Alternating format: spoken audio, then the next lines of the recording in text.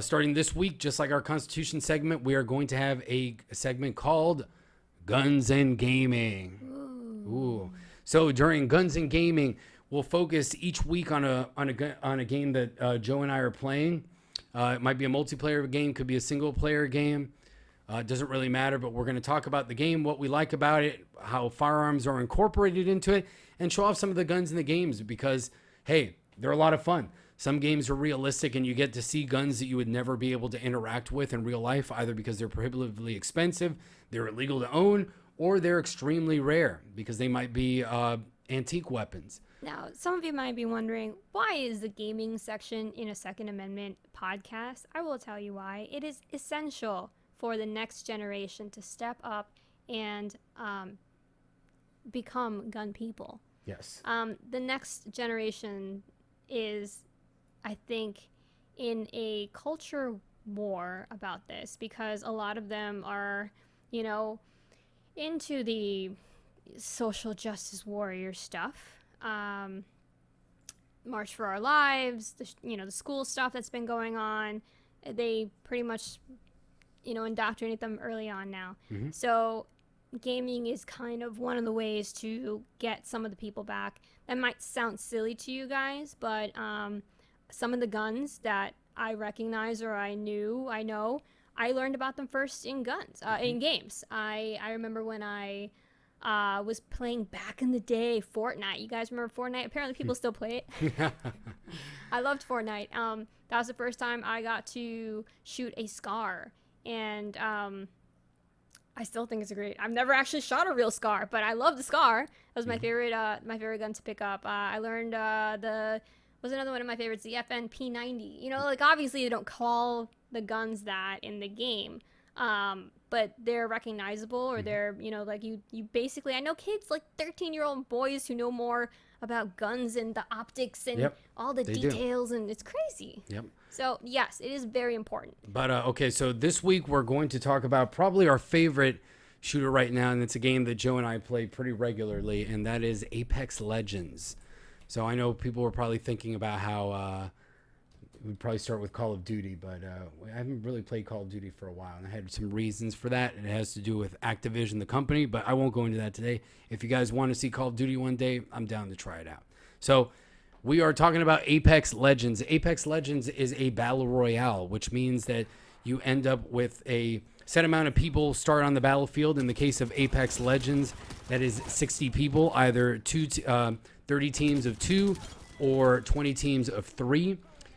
And you basically survive until the end, until one team is left alive. Wait, this is real footage of us playing. Yes, this is actually gameplay footage from us playing the past few days. So I'm Rico Londo, and Joe is Jojo Rosie, obviously. I'm sure you can hear some of the audio there. So it's pretty awesome. You have a lot of different characters. They have different abilities. Now, one of the things that is actually really cool about this game, despite being a science fiction game, is that unlike many other games today, for whatever reason, especially arcadey type games, there is no bullet drop or actual ballistics in games. In Apex Legends, you do actually have realistic bullet drop and ballistics. So you actually have to wait. You're shooting a couple hundred yards, 200 or 300 yards. You got to wait that, a fraction of a second for the bullet to travel there. It may drop. So it's pretty awesome. Right here, if for those of you that can watch the podcast, I know this segment is not necessarily as friendly to our audio only listeners, but for those of you that can watch the live stream, I'm just going through some of the weapons that you can see in the background in the game. Some of them are based on realistic weapons. Some of them are pretty obvious. Some of them, like this one that you can see on the screen right now, it's called the alternator. It's got 2 barrels. So it literally has a double barrel extended magazine clip. Maybe that's what that the retired maybe that's what she saw. She thought it was a real gun. So this gun right here, the Prowler, is based off roughly the P90. You can kind of see that, but it's more of a bullpup design rather than having the magazine on the top. A traditional bullpup. The R99. This looks similar to an MP5 or a SIG MPX. It's got the SIG AR-15 style charging handle, and it's got the MP5 sights. The alternator's it kind of reminds me of the Streebog in a lot of ways. So I have a Streebog. I love it. So great gun. You can see they've got crazy machine guns and sniper rifles and things like that. Hey, Sandhill Shooter, thanks for making it first-time viewer. Pleasure to have you on the show. So, yeah, these are just some of the weapons. I think they look pretty cool. And you can see how kids would get into things like this because they can see Gucci guns are awesome. You know, how many YouTubers and gun tubers and IG people do we see show off their awesome Glock builds, their awesome AR-15 builds? So in these video games, you get to show off and do some cool things with your guns and modify them in different ways. Now in Apex, throughout matches, you pick up different attachments so you can get different muzzle brakes, extended magazines, things like that. Different types of optics from red dot holographic optics all the way to thermal high magnification optics. Like right here, you can see this is the Kraber. It's a 50 cal that looks like an FG42. It has thermal optics. This is the triple take, which is a really crazy gun. It actually fires 3 rounds at once. And it's like an energy sniper rifle. So it has a spread almost like a shotgun.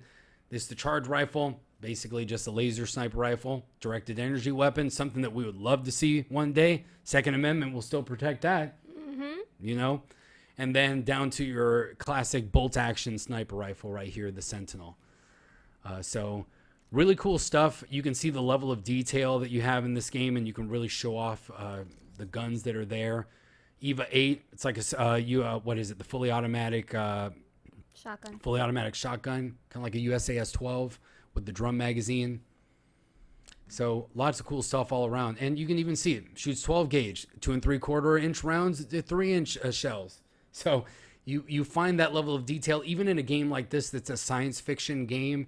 They really try to show how the functionality of the guns work. You can see how the reloads work. They take a realistic amount of time. You have some games where guns would jam, things like that. So it's really important to, if you see your younger brothers, sisters, your kids, anybody playing video games, see if you can use that as a segue to talk about the Second Amendment, to talk about guns, to say, hey, you want to actually try something like that? Like, look, this is a lever action quadruple barrel shotgun. Now, you're not necessarily going to see that, but you can definitely take somebody out and say, hey, you want to shoot something that's like the Peacekeeper in real life? I'll take you out to shoot a lever action 410 shotgun. Take them out to shoot a Henry or something like that. They'll be like, whoa, this is so cool. You can see this looks like almost like a competition pistol right here. So really you can show everything off and use it to encourage the youth to learn more about the Second Amendment, take them out to the range, use that as an excuse to bring, you know, kind of a real life experience into their virtual experience that they love so much, and just help encourage that. Now, obviously, you want to encourage the positive outlook of guns. You know, video games, you get to do things that you wouldn't do in real life. So you always want to have the caveat of safety, and in real life, obviously, guns can be harmful. But, you know, that's what they are. They're a tool that is used to protect your life. Guy that comment, I love that name, by the way. Guy that comments has a great comment.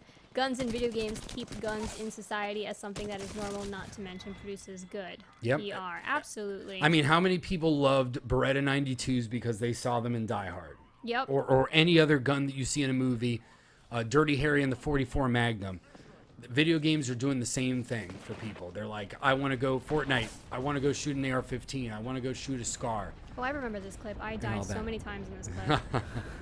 So yeah, again, we just have different clips playing in the background so you can see kind of an example of the gameplay and how it works out. In this, I'm using what's called the G7, which if you look at it closely, it is no different than an M1A. So it's one of my favorite guns in the game because I'm a sucker for semi-automatic or for DMR type weapons. I love them.